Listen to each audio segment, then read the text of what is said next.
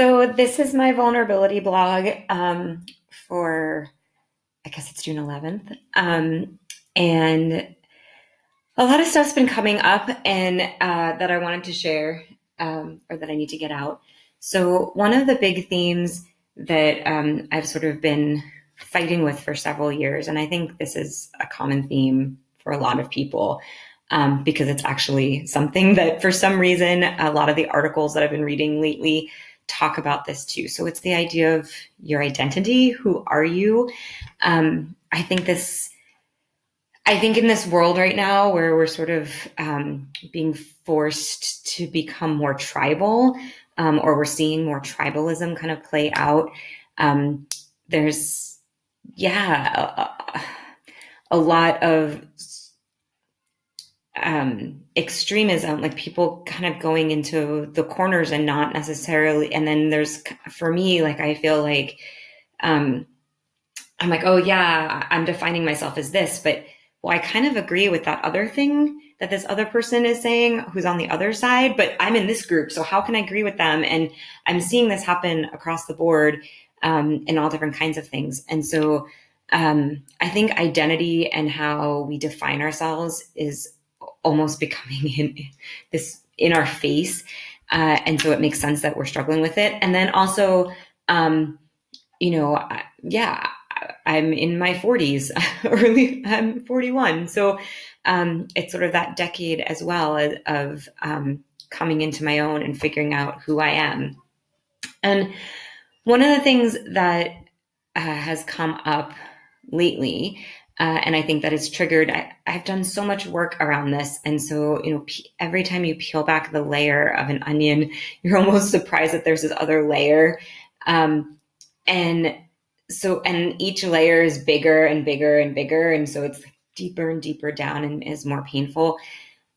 Recently, my parents have decided to put the apartment that I grew up in, that they've owned for, 40 years now, on the market. And so we're going back to the States in a couple of weeks for the summer. And it's actually going to be my last visit, most likely, to my childhood home. And so there's a lot of emotion coming up around that. And a lot of these things kind of, again, playing into this identity. Like, I've always identified as, as an American, as a New Yorker, and then as someone from the Upper West Side, and then somebody from that street and that building. Those are all such key, deep layers of who I am and my identity, that as these things start getting pulled apart, because I'm an American, but I don't live in America anymore. I am a New Yorker, but after my parents sell the apartment, it'll, be a little bit more complicated, or not even complicated, but just be different going back to New York, to Manhattan. It won't be the same, because it won't be the same house. So these little things getting kind of slowly taken apart. So the thing I wanted to share is that this comes up in my business a lot. And I realized that because I've been struggling so much for a long time, this is not a new thing. The sense of identity, the sense of who I am, these are definitely thoughts and limiting beliefs that I've really been struggling with for a super long time. Sometimes it feels too long, but that's another story. But it's just a really long time. And when I work with all these people and we talk about sort of how, and my own mastermind groups, my own support group, like, what is it that's stopping me from moving my business forward?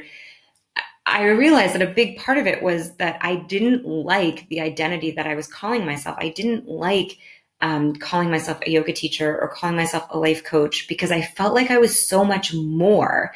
I still feel, and I still practice as a genetic counselor, but I still feel like I invested a huge amount of time and energy and money into my education to become a genetic counselor.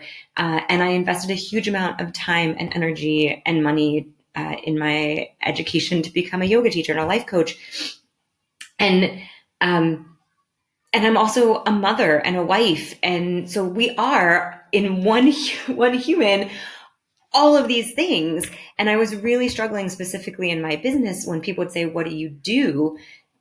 To answer that simply. But people only really want a simple answer, or maybe I'm just sort of in their head and judging what they want. But, I don't think people, when they ask me, what do you do, want like a 3-hour treatise on what I do. They're going to want a sentence like, I do X.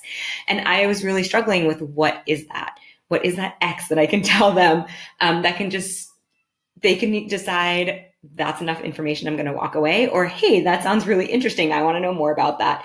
So I was struggling with this and, or thinking through, and I kind of got this point last week. And I've been talking with my mastermind group over the course of the last week about this one thing, because I felt like if I was able to say within my business, this is my identity, this is what I can say, I am X, and feel like I own this and I'm proud of this, and I can run with it, and all the other stuff around who am I in these other aspects of my world, I can deal with that, but as well on the outside. But in my business, when I compartmentalize my business time, I can compartmentalize myself being like, right now in this moment, working on my business, I am X. So I wanted to share that with you because I'm super excited about it. And this is a vulnerability blog. A part of why I want to be vulnerable, and part of why being vulnerable is so important to me, is because I feel like I want to be real.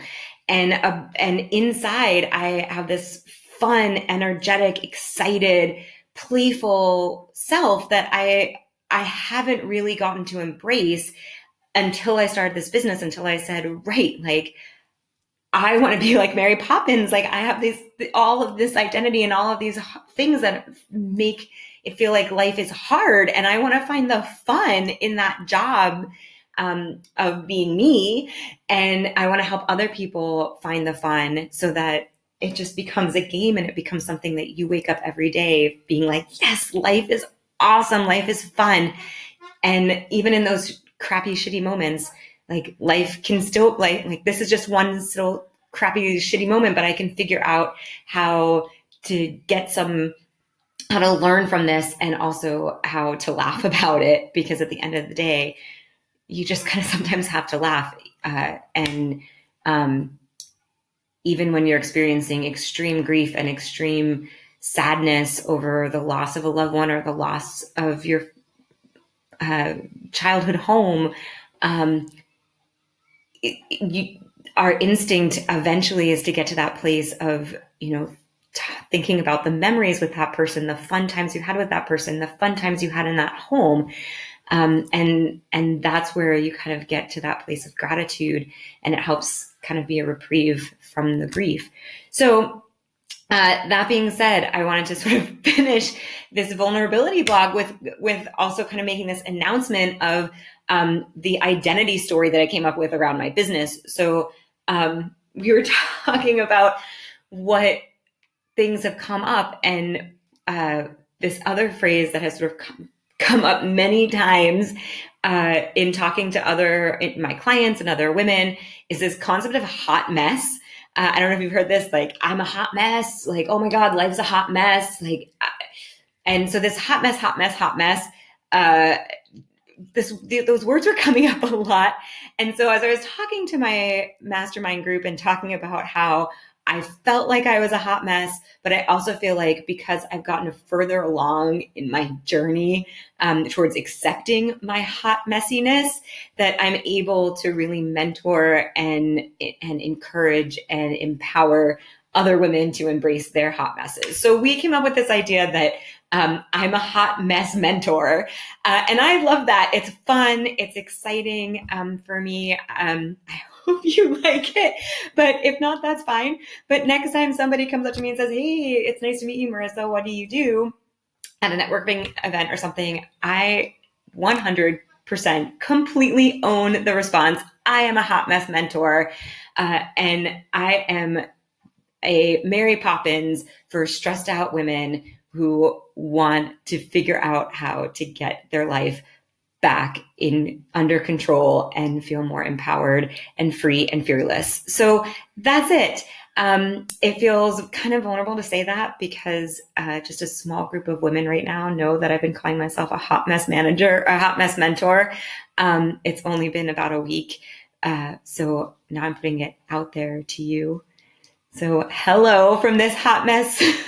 And to you, if you feel like you're a hot mess, and if you need any mentoring around the hot mess process, check out my website. Give me a call, send me an email, drop me a personal message on Facebook. Let me know how I can help you. And you are not alone. All right. I'm feeling so much better from where I began. There were some tears at a certain point, but that's what this vulnerability blog is all about. And yeah. That's it. That's all I really have to say this week. So, yeah, that's it. Thanks for listening. Bye.